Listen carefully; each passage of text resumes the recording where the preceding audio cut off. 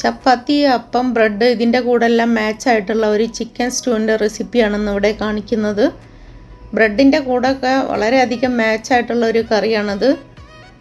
വളരെ പെട്ടെന്ന് തന്നെ ഉണ്ടാക്കിയെടുക്കാനും പറ്റും.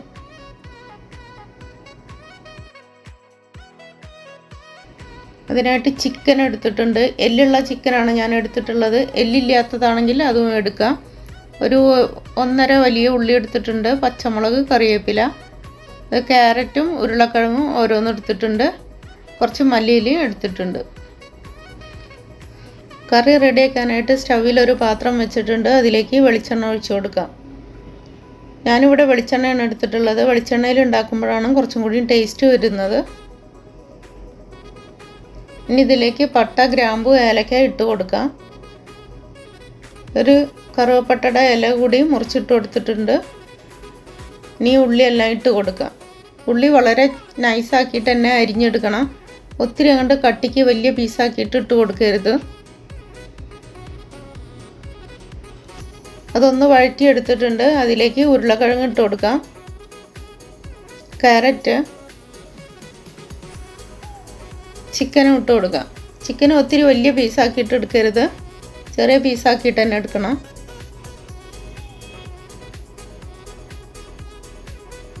ആവശ്യത്തിനുള്ള ഉപ്പും കൂടി ഇട്ട് കൊടുക്കാം. കുരുമുളക് ക്രഷ് ചെയ്തതാണ് ഇട്ട് കൊടുക്കുന്നത്.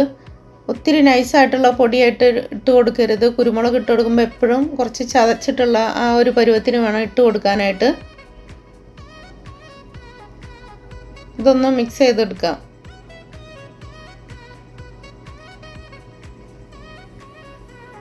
ഇനി ഇതിലേക്ക് തേങ്ങാപ്പാലാണ് ഒഴിച്ചു കൊടുക്കുന്നത്. കട്ടിക്കുള്ള തേങ്ങാപ്പാലല്ല, ഞാൻ ടിന്നിലുള്ള തേങ്ങാപ്പാലാണ് വാങ്ങിച്ചത്. അതിൽ നിന്ന് കുറച്ച് തേങ്ങാപ്പാൽ ഞാൻ എടുത്തിട്ട് അതിൽ കുറച്ച് വെള്ളം കൂടി മിക്സ് ചെയ്തിട്ടാണ് ഇതിൽ ഒഴിച്ചു കൊടുത്തിട്ടുള്ളത്.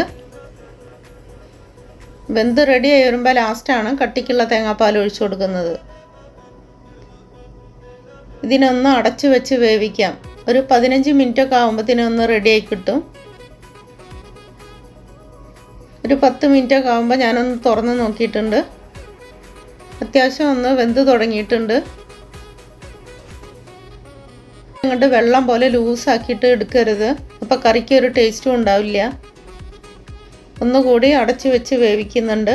ഒരു 5 മിനിറ്റ് എല്ലാം ആകുമ്പോഴത്തേനും വീണ്ടും തുറന്ന് നോക്കിയപ്പോൾ എല്ലാം റെഡിയായി വന്നിട്ടുണ്ട്. ഒരു 15 മിനിറ്റ് എല്ലാം ആകുമ്പോഴത്തേനും എനിക്ക് റെഡിയായി കിട്ടിയിട്ടുണ്ട്. ഇതിലേക്ക് കുറച്ച് കുരുമുളക് പൊടിയും കൂടി ഞാൻ ഇട്ട് കൊടുക്കുന്നുണ്ട്. കുരുമുളക് പൊടിയും അതേപോലെ ഉപ്പിൻ്റെ കുറവുണ്ടെങ്കിൽ ഉപ്പും ഒക്കെ ഈ സമയത്ത് ഇട്ട് കൊടുക്കാവുന്നതാണ്. നല്ല പോലെ ഒന്ന് മിക്സ് ചെയ്തെടുക്കാം.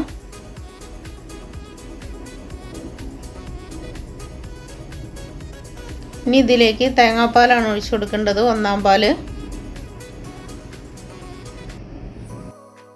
തേങ്ങാപ്പാലാണ് ഒഴിച്ച് കൊടുക്കുന്നത്. കട്ടിക്കുള്ള തേങ്ങാപ്പാൽ തന്നെയാണ്. ഒത്തിരി അങ്ങോട്ട് ലൂസായി പോകരുത് കറി, അത് ശ്രദ്ധിക്കണം. തേങ്ങാപ്പാലില്ലെങ്കിൽ തേങ്ങാ പൗഡർ ആണെങ്കിലും കുഴപ്പമൊന്നുമില്ല. തേങ്ങാ പൗഡർ ഇതേപോലെ ഇളം ചുടുവെള്ളത്തിൽ നല്ല പോലെ കലക്കിയെടുത്ത് ഒഴിച്ചു കൊടുത്താൽ മതിയാകും. ഈ മല്ലിയില ഇട്ട് കൊടുക്കുന്നുണ്ട്. ഇനി ഒത്തിരി നേരം ഇട്ടിട്ട് തിളപ്പിക്കരുത്. ഒന്ന് തിള വന്നു കഴിഞ്ഞാൽ സ്റ്റൗ ഓഫ് ചെയ്യണം. തേങ്ങാ പൗഡറിൽ ഉണ്ടാക്കിയാലും നല്ല ടേസ്റ്റ് തന്നെയാണ്. അത് ഇളം ചുടുവെള്ളത്തിൽ കലക്കിയാൽ മതി. കട്ടയൊന്നുമില്ലാതെ ഒഴിച്ച് ഇതേപോലെ തിക്കാക്കിയിട്ട് ഒഴിച്ചു കൊടുത്താൽ നല്ല ടേസ്റ്റ് തന്നെയാണ് കറിക്ക്. അപ്പോൾ ഇത് കറി നല്ല കുറുകി വന്നിട്ടുണ്ട്. ഈ ഒരു പരുവത്തിനാണ് എടുക്കേണ്ടത്. ഒത്തിരി ലൂസാക്കിയിട്ട് കറി എടുത്തു കഴിഞ്ഞാൽ ചിക്കനിലൊന്നും പിടിക്കില്ല, പച്ചച്ചിരിക്കും ചിക്കൻ. അപ്പോൾ ഇതാ കറിയെല്ലാം റെഡിയായി വന്നിട്ടുണ്ട്. ഇനി ഇതിനെ പാത്രത്തിലേക്ക് വിളമ്പിയെടുക്കാം. എല്ലാത്തിൻ്റെയും കൂടെ മാച്ചാവുന്ന ഒരു കറിയാണിത്. നല്ല ടേസ്റ്റാണ് കഴിക്കാനായിട്ട്. കുരുമുളക് പൊടി ഇടാതെ ക്രഷ് ചെയ്ത് തന്നെ ഇട്ട് കൊടുക്കണം. കുറച്ച് പീസായിട്ട് ഇങ്ങനെ കിടക്കുന്ന പരുവത്തിൽ വേണം ഇട്ട് കൊടുക്കാനായിട്ട്. അതേപോലെ കറിക്ക് ഒത്തിരി ലൂസായിട്ട് തോന്നുന്നുണ്ടെങ്കിൽ ഉരുളക്കിഴങ്ങ് നിങ്ങൾക്ക് അതിൽ ഉടച്ച് ചേർക്കാവുന്നതാണ്. അപ്പോൾ ഒരു തിക്കായിട്ട് വരും കറി. നല്ലൊരു ടേസ്റ്റുള്ള കറിയാണ്. എല്ലാവരും ട്രൈ ചെയ്ത് നോക്കണം. വീഡിയോ ഇഷ്ടപ്പെട്ടാൽ എല്ലാവരും ലൈക്ക് ചെയ്യണം, കമൻറ്റ് ചെയ്യണം, ഷെയർ ചെയ്യണം.